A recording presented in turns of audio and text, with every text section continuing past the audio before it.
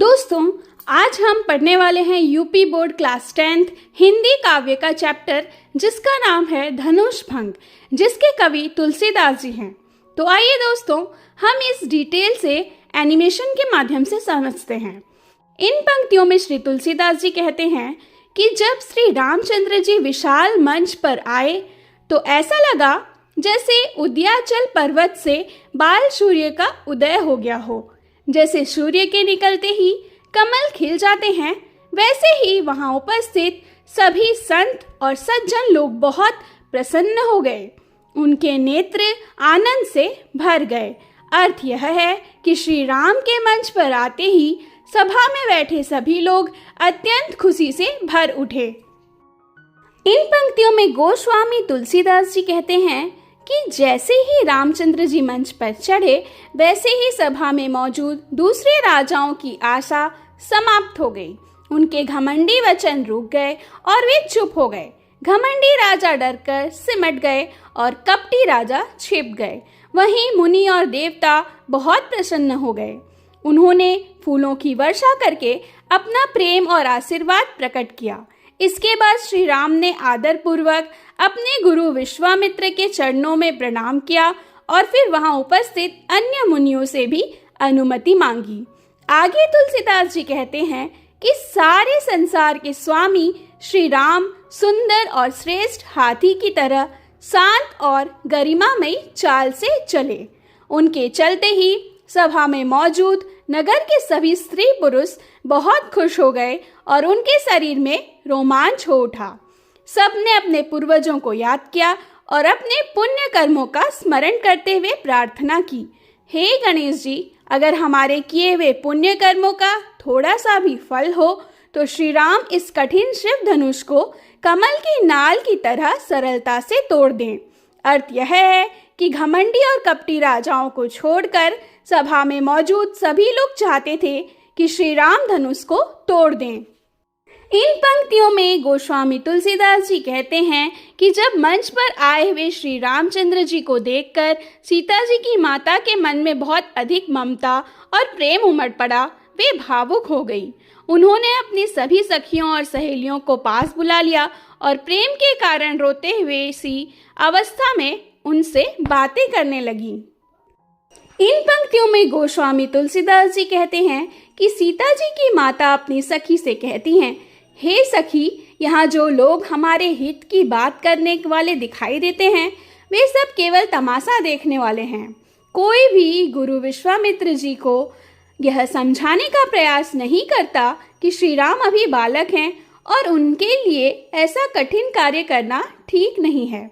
जिस शिव धनुष को रावण और बाण जैसे बड़े बड़े वीरों ने भी नहीं छुआ और जिसे यहाँ आए सभी राजा घमंड के कारण उठाने में असफल रहे, वही धनुष इस कोमल और नन्हे श्री राम के हाथों में दिया जा रहा है।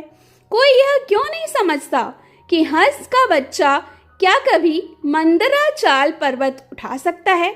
अर्थ यह है कि जिस धनुष को महान योद्धाओं ने दूर से ही प्रणाम किया, उसे तोड़ने की आज्ञा विश्वामित्र जी का देना और श्री राम का आगे बढ़ना माता को हट जैसा प्रतीत होता है।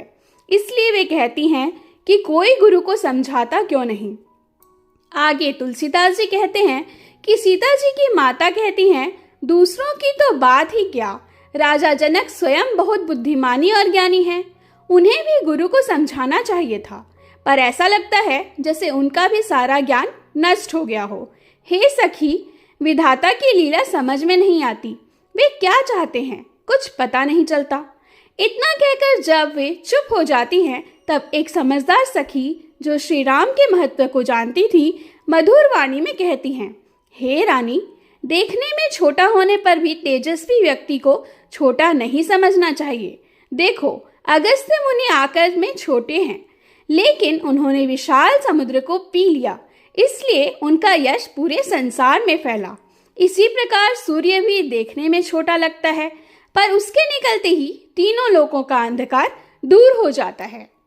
इन पंक्तियों में गोस्वामी तुलसीदास जी कहते हैं कि धनुष भंग के समय जब सीता जी की माता श्री राम को छोटा समझकर यह शंका प्रकट करती हैं कि वे धनुष नहीं तोड़ पाएंगे, तब उनकी सखी उन्हें उदाहरण देकर समझाती हैं। सखी कहती हैं कि जो मंत्र आकार में बहुत छोटा होता है वही ब्रह्मा विष्णु महेश और सभी देवताओं को भी वश में कर लेता है। इसी प्रकार बहुत बड़ा और मद में चूर हाथी भी छोटे से अंकुश के द्वारा महावत के नियंत्रण में आ जाता है। अर्थ यह है कि किसी की शक्ति उसके आकार से नहीं बल्कि उसके गुण और सामर्थ्य से पहचानी जाती है। इसलिए श्री राम को छोटा समझना गलत है। इन पंक्तियों में गोस्वामी तुलसीदास जी कहते हैं कि सीता जी की माता की सखी उन्हें फिर समझाते हुए कहती हैं, कामदेव ने केवल फूलों का धनुष बाण लेकर ही तीनों लोकों को अपने वश में कर रखा है। इसलिए हे देवी, इस बात को अच्छी तरह समझिए और अपने मन का संदेह छोड़ दीजिए। हे रानी, आप निश्चित रहिए, श्री रामचंद्र जी अवश्य ही धनुष तोड़ देंगे। सखी के ऐसे सांत्वना देने वाले वचन सुनकर सीता जी की माता का श्री राम की शक्ति पर विश्वास हो गया। उनकी उदासी दूर हो गई और श्री राम के प्रति उनका स्नेह और बढ़ गया। उसी समय श्री राम के कोमल और सुंदर रूप को देखकर सीता जी भी मन ही मन जिन देवताओं का ध्यान आया उनसे श्री राम की सहायता की प्रार्थना करने लगी। आगे तुलसीदास जी कहते हैं कि जनक नंदिनी सीता जी व्याकुल होकर मन में प्रार्थना करती हैं, हे भगवान शंकर, हे माता पार्वती, मुझ पर कृपा कीजिए। मैंने आपकी जो सेवा भक्ति की है उसका फल दीजिए और इस धनुष का भारीपन कम कर दीजिए।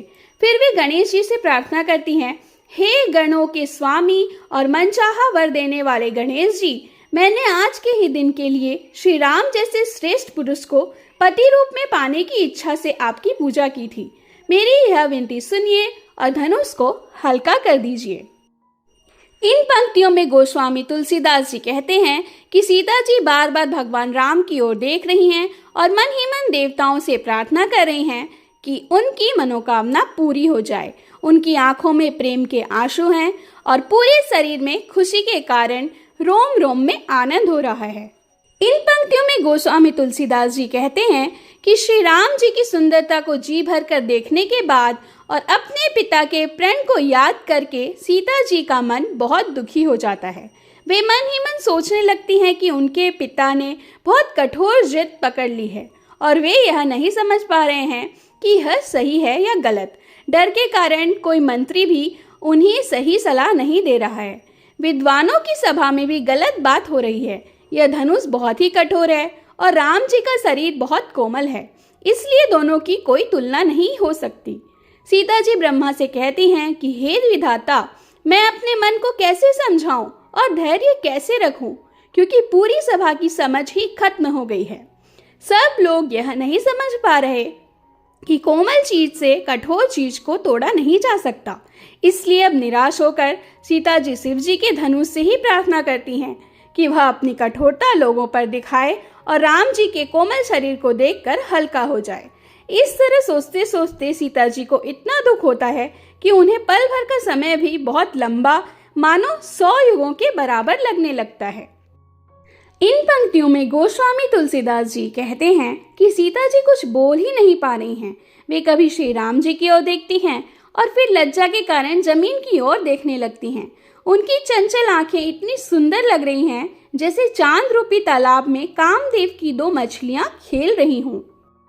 गोस्वामी तुलसीदास जी कहते हैं कि सीता जी बोल ही नहीं पा रही हैं। उनका मुख कमल के समान है जिसकी उनकी वाणी को रोक रखा है। मतलब यह है कि वे लज्जा के कारण कुछ कह ही नहीं पा रही हैं। उनके आंसू भी आंखों के कोने में रुके हुए हैं, जैसे बहुत कंजूस आदमी का गड़ा हुआ धन बाहर नहीं आता। यानी सीता जी अपने दुख और भावनाओं को आंसुओं से भी व्यक्त नहीं कर पा रही हैं। अपनी इस स्थिति को समझकर सीता जी मन ही मन संकोच करने लगती हैं।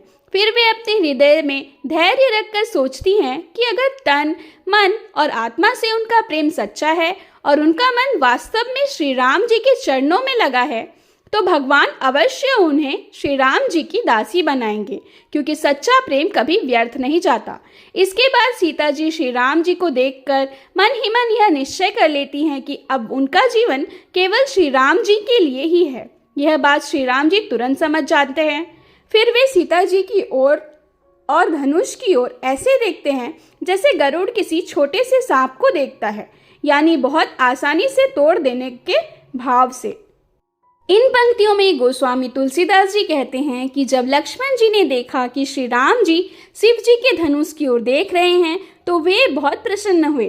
खुशी के कारण उनके शरीर में रोमांच हो उठा और वे पूरे आत्मविश्वास के साथ बोलने लगे मानो अपने चरणों से पूरे संसार को दबा सकते हों।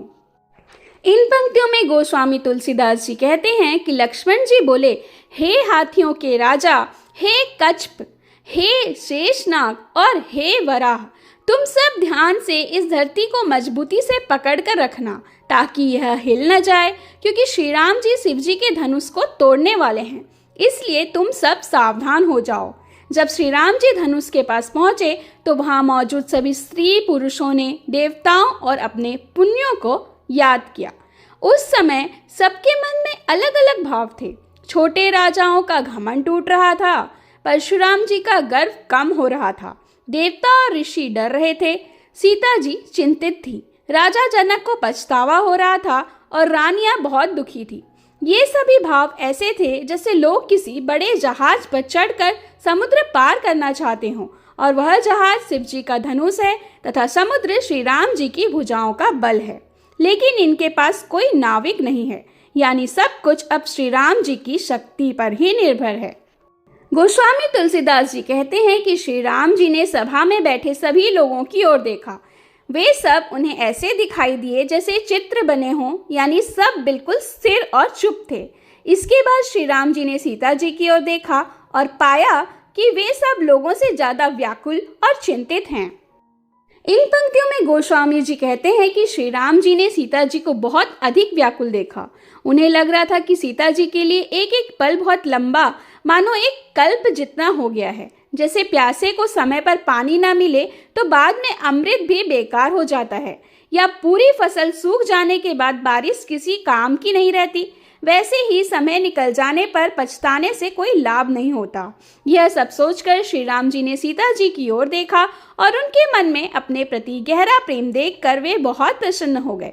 उन्होंने मन ही मन गुरु विश्वामित्र को प्रणाम किया और पूरे उत्साह के साथ धनुष उठा लिया। जैसे ही उन्होंने धनुष को हाथ में लिया, वह बिजली की तरह चमकने लगा और गोल आकार में ऊपर उठ गया। तुलसीदास जी कहते हैं कि सभा में किसी ने यह नहीं देखा कि श्री राम जी ने धनुष कैसे उठाया, कैसे चढ़ाया और कैसे खींचा। सब कुछ इतनी तेजी से हुआ कि लोगों ने केवल श्री राम जी को खड़े देखा और उसी क्षण धनुष टूट गया। धनुष टूटने की आवाज इतनी तेज थी कि वह तीनों लोकों में फैल गई। लास्ट की इन पंक्तियों में गोस्वामी तुलसीदास जी कहते हैं कि धनुष टूटने की भयानक आवाज तीनों लोकों में फैल गई। इस आवाज से सूर्य के घोड़े अपना रास्ता छोड़कर इधर उधर चलने लगे। आठों दिशाओं में रहने वाले 8 दिग्गज हाथी जोर जोर से चिंघाड़ने लगे। पूरी धरती हिलने लगी और शेषनाग, वराह तथा कछुआ भी बेचैन हो उठे। देवता, राक्षस और ऋषि मुनि सब कानों पर हाथ रखकर सोचने लगे कि यह क्या हो गया। जब सबको पता चल गया कि श्री राम जी ने शिव जी का धनुष तोड़ दिया है, तब सभी लोग खुशी से श्री राम जी की जय जयकार करने लगे। दोस्तों वीडियो अच्छा लगे तो इस वीडियो को लाइक कीजिए और चैनल को सब्सक्राइब कीजिए। Thank you for watching.